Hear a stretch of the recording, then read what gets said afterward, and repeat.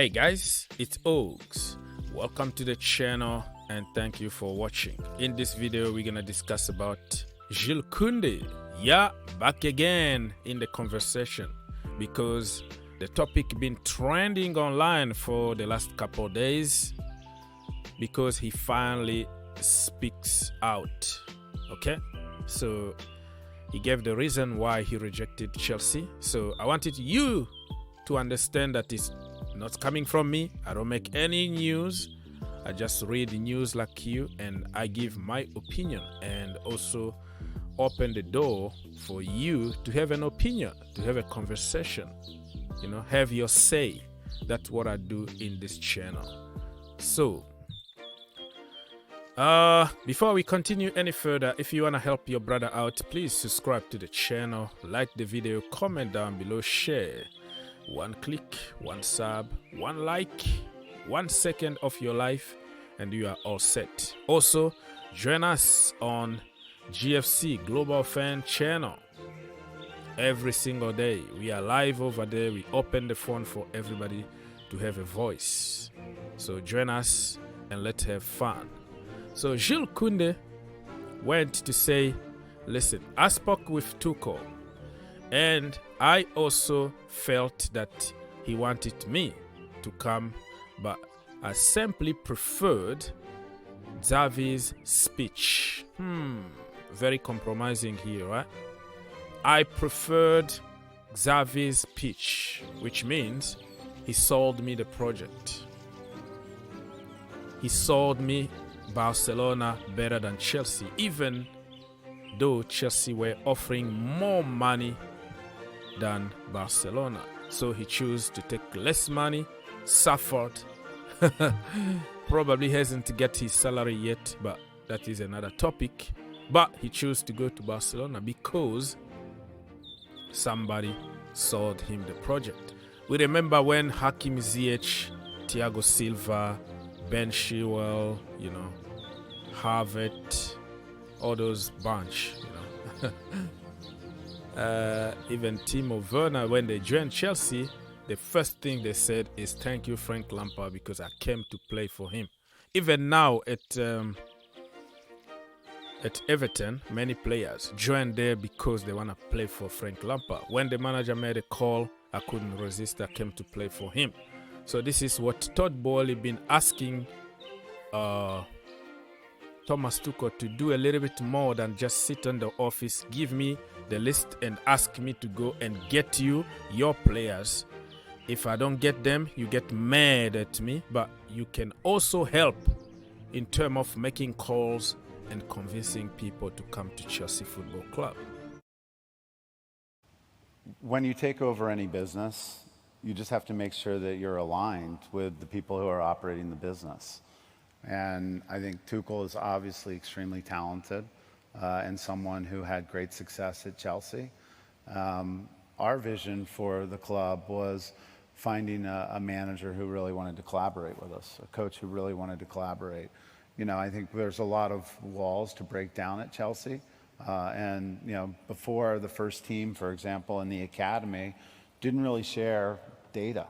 They didn't share information about where the top players were coming from. So our goal is to really bring a team together that with the academy, with the first team, with the incremental clubs that we want to acquire and develop, all of that needs to be a well-oiled machine. And the reality of our decision was that we just weren't sure that Thomas saw it the same way we saw it. And no one's right or wrong. It was just we didn't have a shared vision for the future. And it wasn't about Zagreb. It was really about the shared vision for what we wanted to Chelsea Football Club to look like. It wasn't a decision that was made as a result of a single win or loss. It was a decision that was made really about what we thought was the right vision for the club. All right, my people. So I'm going to read some of the comments here. As you can tell, what people been saying about the topic. Look at this guy here.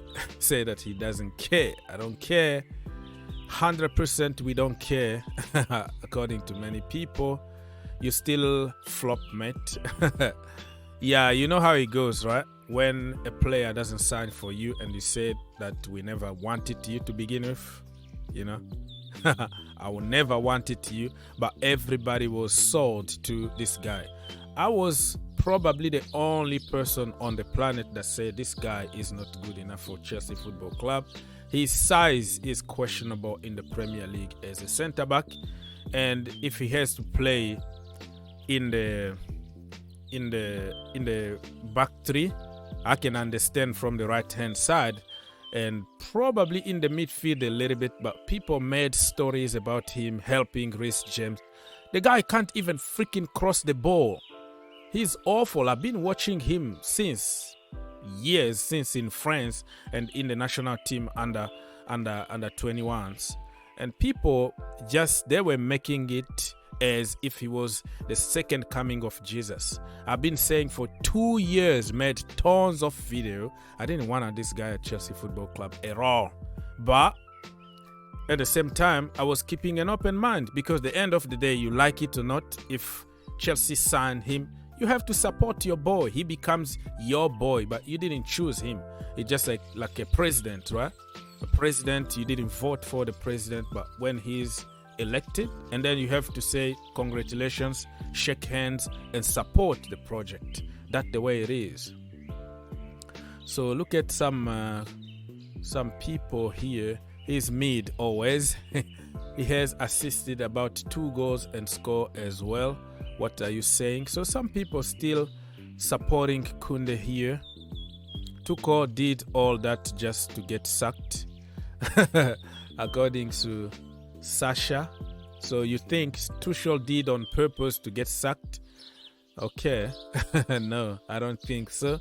He just doesn't have pull power, because the history tells us, even Matt Lowe and even David Ornstein talked about Thomas Tuchel doesn't have the story about like convincing players to come. Somebody else need to do it for him. So, this guy said that, is that why the reason why you can't keep a clean sheet? It is what it is. So people are gonna make story that will fit their narratives. So there is there's nothing you can do about it. Even Adam Newson here said the same.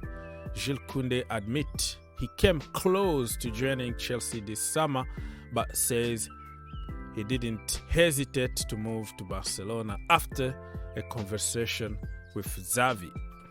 Wow.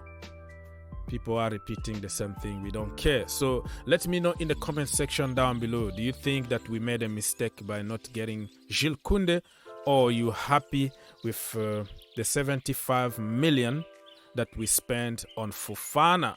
Listen, even so, Fofana for me, still on probation. I haven't seen anything. I didn't really want him to begin with. But when we sign a player, like I always said, I'm going to support my boy. You become my boy when we sign you. So even Fofana, I'm still not sure. 21 years old, injury prone, spend that kind of money. I think if Graham Potter was the coach back then, we were never going to spend that money on Kounde, because he was going to get somebody like, probably Webster from Brighton, or somebody from a lower division, and make him world class. So still on probation, Mr.